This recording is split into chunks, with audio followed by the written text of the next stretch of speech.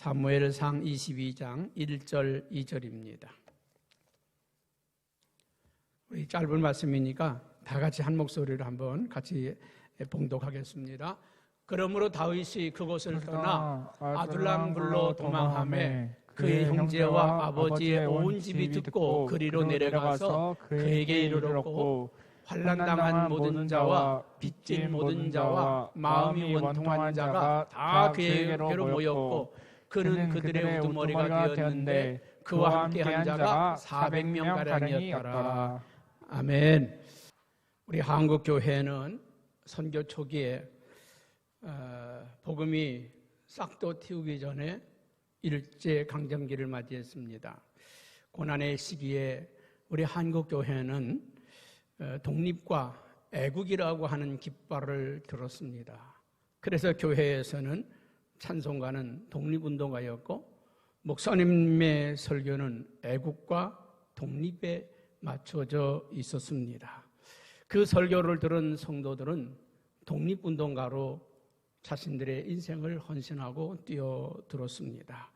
김구, 이준, 유관순, 윤봉길, 이봉창, 이 모든 사람들이 다 기독교인들이었습니다. 사람들이 이 교회가 깃든 이 깃발 아래로 모여들기 시작했습니다. 교회는 독립운동의 어떤 상징적인 그렇게 표현을 하기 시작했습니다. 많은 사람들이 교회 가면 독립운동하는 줄 알았습니다. 그래서 이 3.1운동을 일으킨 그 주인공들도 역시 기독교인들입니다.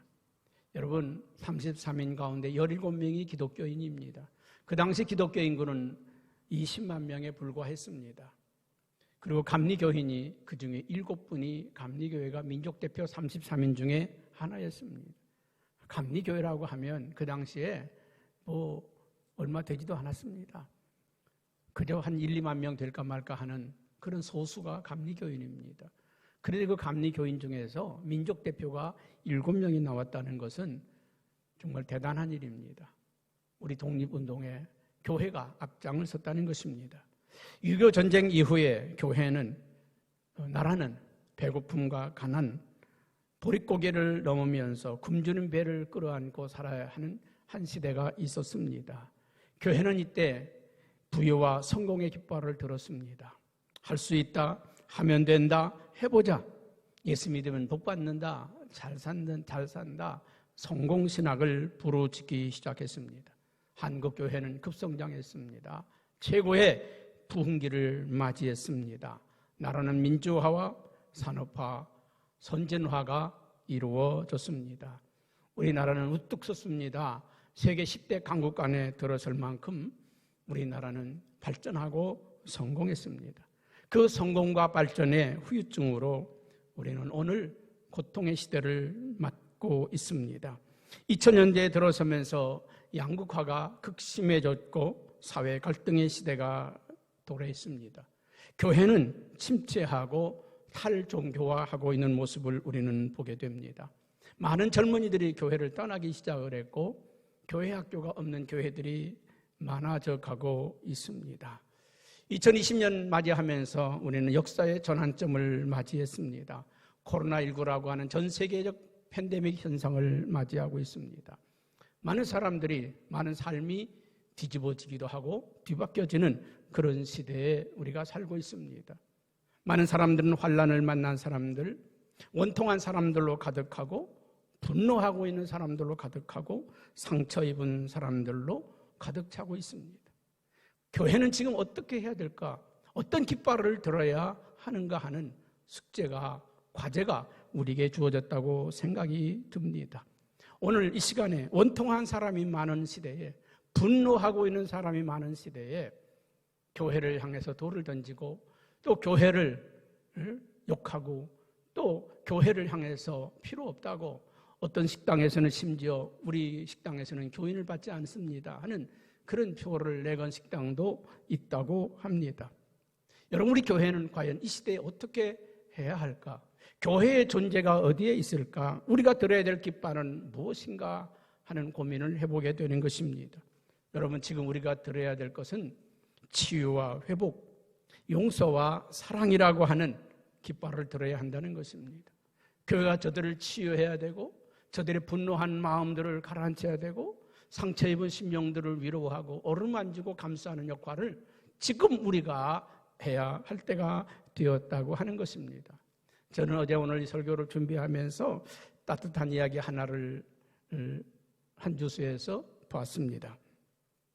지난 1월까지 호주에서는 근 6개월 동안 엄청난 대형 화재가 일어났습니다. 그 산불로 인해서 5억에서 10억 마리 정도의 동물들이 죽었다고 합니다. 이 호주를 대표하는 동물이 캥거루, 코알라, 웬베시라고 하는 그런 동물들이라고 합니다. 그런데 그 동물 중에 웬베시라고 하는 그 동물이 있는데 이 동물은 땅속에다 굴을 파고 두더지처럼 땅속에 숨어 사는 동물입니다. 그런데 이 엄청난 화재가 났을 때 자기가 파놓은 굴 속에 다른 동물들을 끌어들여서 살려냈다고 하는 아름다운 이야기입니다. 여러분, 자기가 살려고 파놓은 그 굴 속으로 다른 동물들을 끌어들여서 함께 살아났다고 하는 그런 이야기입니다. 제 얘기를 한번 좀 잠깐 한 2분 정도 되는 거니까 아마 채널 A에서 방송했던 것 같아요. 그 뉴스를 잠깐 여러분들 함께 나누고 계속해서 말씀을 한번 나눴으면 좋겠습니다.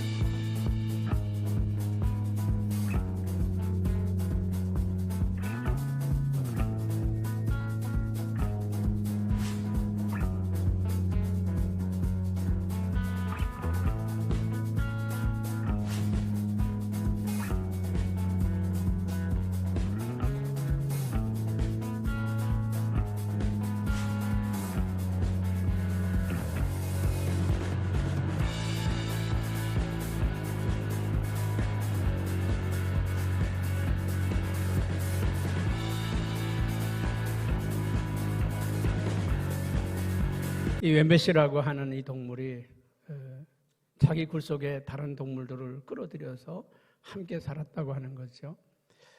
우리는 코로나19 팬데믹을 거치면서 저는 샤우팅을 하면서 많이 은혜를 받았던 구절 중에 하나가 에스겔서 16장 16절에 있는 말씀이었습니다.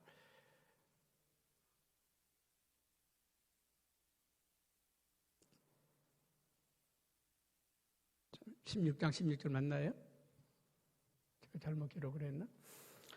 제가 읽어드릴게요. 내가 내 곁으로 지나갈 때에 내가 피투성이가 되어 발짓하는 것을 보고 내게 이르기를 너는 피투성이라도 살아있으라. 다시 이르기를 너는 피투성이라도 살아있으라. 아마 여러분 몇 번씩 읽었던 말씀이죠. 피투성이라도 살아있으라. 살아만 있으면 하나님이 살려주겠다는 겁니다. 할렐루야. 여러분, 오늘 우리 그리스도인에게 주시는 주님의 메시지인 줄로 믿습니다. 너는 피투성이라도 살아있으라. 살아만 있으면 회복되는 날이 온다는 것이죠. 살아만 있으면 다시 일어날 날이 있다고 하는 주님의 메시지로 저는 받았습니다. 여러분, 다윗이라고 하는 이 인물은 골리앗을 무너뜨리고 나서 민족적인 영웅이 되었습니다. 백성들이 그의 승전을 축하하는 노래를 불렀습니다. 사울은 천천히요, 다윗은 만만이라. 여러분, 그 말을 들은 사울은 마음이 심히 불쾌하기 시작했습니다. 심사가 뒤틀리기 시작했습니다. 다윗이라고 하는 어린 꼬마 아이를 자기의 경쟁자로 보기 시작했다는 것입니다. 그리고는 사울이 다윗을 제거하려는 음모가 시작이 되었습니다. 다윗은 사울에게 쫓기는 신세가 되었고 다윗은 도망자가 되었습니다. 붙잡히기만 하면 죽거나 큰 어려움을 겪게 되어 있습니다. 사울을 피해 도망가는 신세가 되었습니다. 이제는 부모와 친척, 친구, 형제들과도 헤어지는 신세가 되었습니다. 그를 가까이 하는 사람은 모두 다 그와 함께 했던 자로 간주해서 사울에게 고초를 당해야만 하는 그런 현실로 다가오게 되었습니다. 그는 그 시대의 영적인 지도자 사무엘에게로 피합니다. 그러나 사울은 그곳까지 군대를 보내서 다윗을 죽이려고 합니다. 그래서 사울의 아들인 요나단에게 도움을 요청합니다. 그러나 요나단까지 자기 아들까지도 사울은 죽이려고 합니다. 놉당이라는 곳으로 아히멜렉이라고 하는 제사장을 찾아가서 숨었습니다. 그러나 도액이라고 하는 사람의 고발로 다윗의 숨은 곳이 발각이 되면서 850명의 제사장들이 다윗 때문에 죽임을 당하는 그런 피비린내를 내기도 했습니다. 결국 이 이스라엘 땅에서는 숨을 곳이 없어서 블레셋으로 도망갑니다. 가드 왕을 찾아갔는데 그 가드 왕의 신하들마저도 다윗을 알아봅니다. 저가 다윗 아니냐? 우리의 위대한 장군 블레셋의 위대한 장군 골리앗을 죽인 다윗이 아니냐? 다윗이 자신의 모습이 들통이 났습니다. 침을 흘리며 미친 척하면서 도망 나옵니다. 그래서 도망가서 피하는 곳이 아둘람이라고 하는 동굴, 정말 그 깊은 동굴로 그는 숨어 들어가게 되었습니다. 여러분, 동굴은 사람이 살기에 적합한 곳이 아닙니다. 공기도 잘 통하지 않습니다. 빛도 들어오지 않습니다. 먹을 것도 마실 것도 없습니다. 정말 사람이 살기에 합당하지 않은 곳입니다. 막막한 상황입니다. 절망적인 상황입니다. 여러분, 그 절망적인 상황에 이르게 되었을 때 이 아둘람 동굴에서 더 이상 자신은 아무것도 할 수 없는 그런 상황 속에서 다윗은 어떻게 합니까?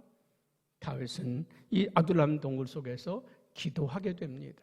우리가 인생을 살면서 절망적인 상황을 만났을 때 우리는 어떻게 해야 합니까?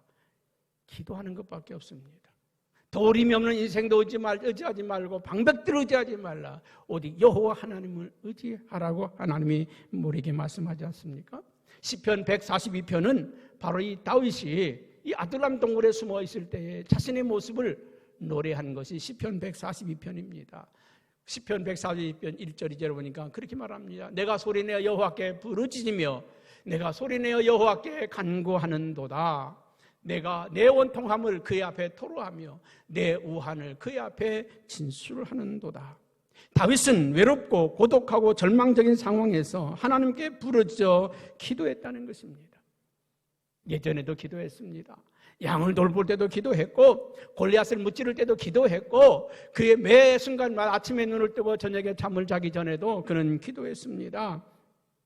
그러나 지금 기도는 다릅니다. 절망적인 상황입니다. 아무런 희망도 보이지 않는 그런 상황입니다. 그런 상황 가운데 그는 아주 처절한 기도를 합니다. 하나님 앞에 부르짖어 기도했다는 것입니다. 여러분, 우리가 늘 기도합니다. 밥 먹을 때도 기도하고 잠잘 때도 기도하고 때로는 아이를 학교로 보낼 때도 기도하고 직장의 취업 문제를 놓고도 기도하고 여러분, 그러나 그 기도하고 오늘 다윗이 아둘람 동굴에서 그 처절한 기도하고는 다르다는 것입니다. 여러분, 지금 우리는 이 코로나19라고 하는 이 팬데믹 점점 우리가 더 어려운 그런 시점으로 들어가고 있습니다. 이제까지는 코로나가 무서웠기도 했을지 모르지만 앞으로는 경제 위기, 앞으로 우리에게 다가올 여러 가지 상상치 못할 일들이 우리 앞에 기다리고 있는데 그 일을 만날 때 오늘도 자살을 기도하는 사람이 하루에 2만 명이 넘는다고 합니다. 근데 오늘 우리 교회 성도들 이 어려운 가운데도 하나님이 지켜주고 보호하시고 계신 것을 보니까 얼마나 감사한지 모릅니다. 여러분이 다윗이 처절하게 하나님 앞에 부르짖고 기도할 때 하나님께서는 그의 기도를 들어주십니다. 오늘 하나님께서는 우리에게 기도하라고 고난을 주시는 거예요. 환난 가운데 하나님을 찾으라고 우리에게 그 환난을 주시고 고난을 주시는 것입니다. 여러분, 기도하는 사람은 삽니다. 기도하는 사람은 길이 보입니다. 기도하는 사람에게는 방법이 있습니다. 여러분, 정말 고통의 현장, 고난의 현장에 있지 않기 때문에 기도하지 않는 거예요. 아직 기도하지 않는 거는요, 아직 부르짖어 기도하지 않는 이유는 아직도 방법이 있으니까 그래요. 그 모든 방법이 끊어졌을 때 이제 이 다윗이라고 하는 사람에게는 갈 데가 없어요.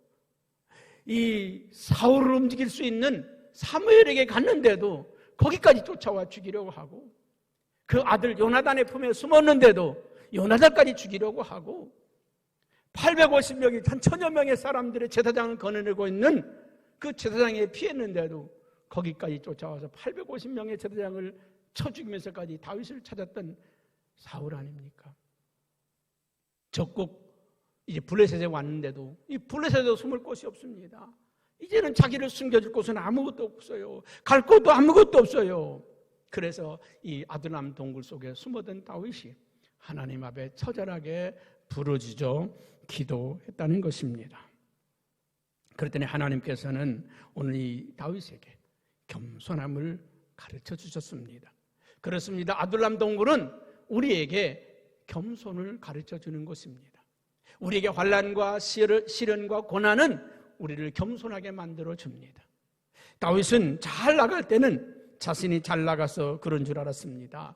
자기의 힘으로 승승장구한 줄 알았습니다. 이리를 때려잡고 늑대를 때려잡고 사자들로부터 양을 보호할 수 있을 때는 자기의 기술이, 능력이 특출해서 그런 줄 알았습니다. 골리앗을 무찌를 때도 자신의 능력이 오늘도 나타났구나 그런 생각을 했을지도 모릅니다. 여러분, 이제까지 살아온 다윗의 삶, 하나님이 함께하지 않았다면, 하나님이 도와주지 않았다면 그는 살 수가 없습니다. 오늘 동굴 안에 들어와 보니까 자기 자신의 신세가 아무것도 아니라는 거. 여러분, 코로나19를 통해서 여러분 우쭐대던 모든 것들이 아무것도 아니라고 하는 게 드러나지 않습니까? 권력도, 부도, 기술도, 의술도 아무것도 하나 손 쓸 수 있는 게 하나도 없지 않습니까? 우리 인간이 무능하다는 것밖에, 우리 인간이 이렇게 연약하다는 것밖에 모르지 않습니까? 오늘 다윗은 그렇게 고백합니다. 시편 142편 4절에 보니까 그가 그렇게 고백하고 있습니다. 오른쪽을 살펴보소서. 나를 아는 이도 없고 나의 피난처도 없고 내 영혼을 돌아보는 이도 없나이다. 내 주변에는 나를 도와줄 자가 아무것도 없다는 거죠. 내가 인간적인 방법으로 일어설 수 있는 방법이 아무것도 없다는 것입니다. 우리 인간이 가지고 있는 고질적인 문제가 뭔지 아십니까? 교만이라는 것입니다. 돈이 조금 생기면 자기가 대단한 것처럼, 권력이 조금 생기면 자기가 대단한 것처럼, 명예가 조금 생기면, 인기가 조금 올라가면 자기가 대단한 것 사람처럼 우리가 착각을 한다는 것입니다. 교만이 뭡니까? 하나님 없이도 살아갈 수 있다는 거 아닙니까? 내 능력으로 얼마든지, 내 지식, 내 학문으로 얼마든지 내가 살아갈 수 있다고 생각하는 거, 그거 아니겠습니까? 여러분, 우리 인간이 얼마나 연약한 존재입니까? 지금 미국 대통령 트럼프도 코로나19에 걸려가지고 턱 갇혀 있습니다. 코로나19 아무것도 아니라고 그렇게 외치대던 그 사람이 자기가 걸렸습니다. 죽을지 살지도 모릅니다. 왜요? 고연령에다가 여러 가지 어려움을 많이 갖고 있죠. 체격도 크고 그래서 코로나19에 불리하다고 합니다. 아마 모든 미국의 의술을 다 동원해서 그를 살리겠지요. 그러나 죽고 사는 건 하나님에게 달려 있습니다. 그렇습니다. 교만이라는 것, 내가 할 수 있다. 내가 내 능력으로, 내 힘으로, 내 실력으로, 내 힘, 내 능력. 여러분, 쓰러져 보세요. 돈이 무슨 소용이 있으며, 우리가 가지고 있는 재능과 달란트가 무슨 의미가 있겠습니까? 여러분, 우리는 실패와 좌절을 통해서 자신의 무능함을 깨닫는 것이죠. 오늘 다윗은 그 고통과 절망의 현장에서 자기 자신이 아무것도 아니라는 것, 하나님이 도와주시면 자기는 아무것도 할 수 없다는 사실을 알고 절망하고 있을 때 하나님께서는 사람들을 보내십니다. 오늘 1절에 보니까 이렇게 이야기하죠. 오늘 1절 말씀 올려줘 보세요. 그러므로 다윗이 그곳을 떠나 아둘람 동굴로 도망하매 그의 형제와 아버지 온 집이 그리로 다 왔다는 거예요. 지금 나 혼자도 버티기 어려운데, 나 혼자도 숨어있기 어려운데 그것으로 자기 식구들이 다 도망왔다. 왜 도망왔겠습니까? 다윗이, 이 사울이 다윗의 가족들도 죽이려고 하지 않아요. 그러니까 이 사울을 피해서 그 아버지와 형제들까지도 같이 숨어 들어왔다는 거예요. 다윗이 거기에 숨었다는 말을 듣고 이게 짐이 더 부러진 거예요. 짐이 더 늘어난 거예요. 자기 혼자 견디기도 어려운 상황인데 짐이 더 늘어난 거예요. 가족만 늘어났으면 얼마나 좋겠어요. 2절에 보니까 또 누가 들어옵니까? 환난을 당한 자, 모든 자와 빚진 모든 자와 마음이 원통한 자 다 그에게로 모여왔고 그는 그들의 우리 우두머리가 되었는데 그와 함께한 자가 400명가량이나 되었더라. 참, 혼자 살기도 어려운데 이 400명의 사람들이 그 가운데로 들어왔다는 거예요. 그들의 사정을 들어봤더니 딱하게 그지없습니다. 다윗이 어떻게 합니까? 나 혼자 피하기도 어려운데, 나 혼자 살기도 어려운데 살겠다고 기어들어온 이 사람들을 보면서 그들의 눈물을 닦기 시작합니다. 그들의 눈물을 닦아주고 그들을 외면하지 않았습니다. 그들의 고통을 함께 했다는 것이죠. 시편 57편 7절은 이 다윗이 절망 가운데 하나님께 찬송하는 모습을 봅니다. 하나님이여 내 마음이 확정되고 내 마음이 확정되었사오니 내가 노래하고 내가 찬송하리이다. 내 마음이 확정되었다는 것입니다. 무엇을 확정했다는 겁니까? 이들을 위로하고 이들을 격려하고 이들을 보다듬어주고 감싸주고 치유하고 회복하겠다고 결심했다는 것입니다. 그리고 다윗은 이들을 사랑하기 시작합니다. 먹을 것을 나누고 그들의 아픔을 함께, 고통을 함께 나누기 시작합니다. 그들과 함께 살기로 결심합니다. 이 다윗은 이 골리앗을 무너뜨리고 나서 자기는 승승장구하는 줄 알았습니다. 그러나 그는 이제 그거 포기했어요.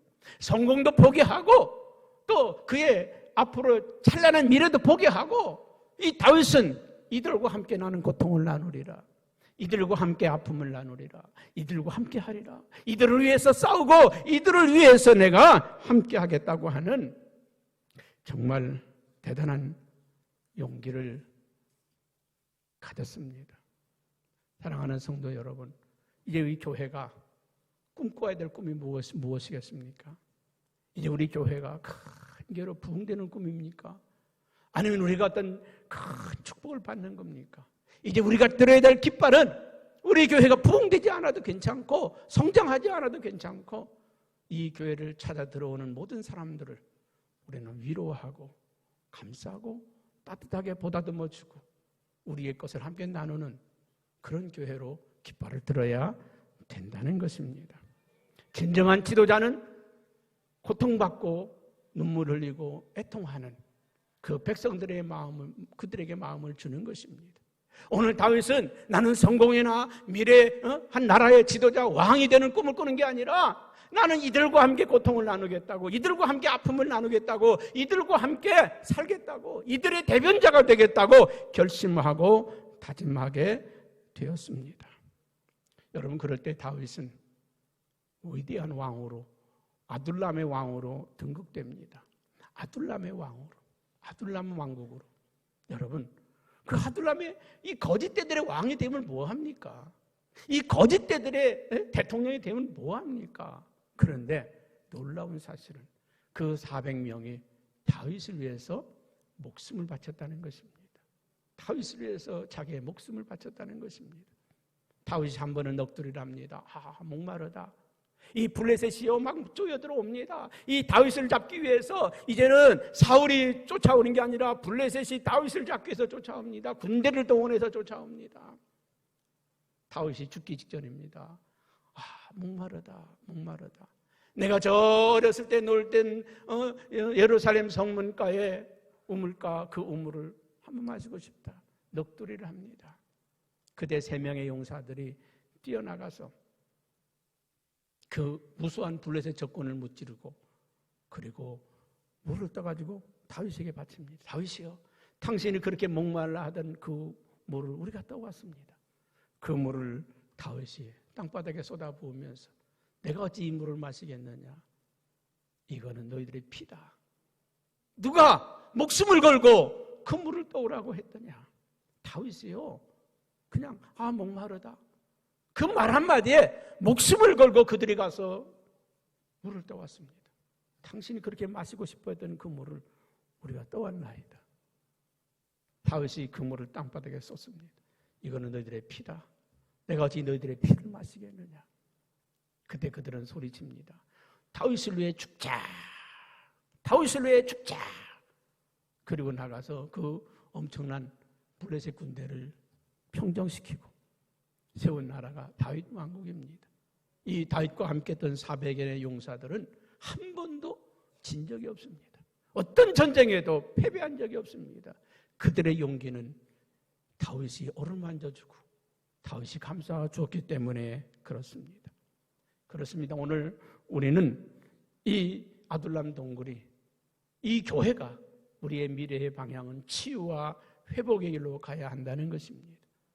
교회를 향해 돌을 던지건 요구를 하든 미워하든 우리는 아무 상관하지 말고 그들을 사랑하고 용서하고 품어내는 것, 이것이 우리가 들어야 될 깃발입니다. 우리는 민족을 치유해야 되고 이 나라를 치유해야 되고 이 백성들을 치유하는 길로 우리 교회가 이제 가야 합니다. 교회는 이제는 부흥과 성장이 아니라 발전이 아니라 우리는 우리의 사명을 다하는 것입니다. 피투성이라도 살아있으라, 피투성이라도 살아있으라. 하나님이 다시 살려주실 거라고 하는 이 복음을 들고 우리가 달려가야 할 것입니다. 사랑하는 성도 여러분, 이제부터 우리는 우리의 가까운 사랑하는 이웃들을 사랑하기로 결정합시다. 섬기기로 결정합시다. 내 것을 나누면서 내 것을 풀어주면서 선한 사마리아인처럼 부비가 더 들면 내가 돌아와서 다 갚겠다고, 이 사람이 살아나는데 들어가는 돈이라면 내가 다 내놓겠다고, 그렇게 우리는 이 민족을 살려내고 이 나라를 살려내고 우리가 이 교회가 해야 될 사명의 길이 바로 치유와 회복이라고 하는 것을 우리는 높이 들어야 될 줄로 믿습니다. 우리 성현교회가 진정한 다윗의 아둘람 동굴이 되도록 기도합시다. 이 교회를 찾아 나오는 모든 사람을 살려내고 치유해내고 회복해내는 일, 이것이 우리의 가야 할 길이고 들어야 될 깃발이라고 하는 것을 기억하시기를 축복합니다.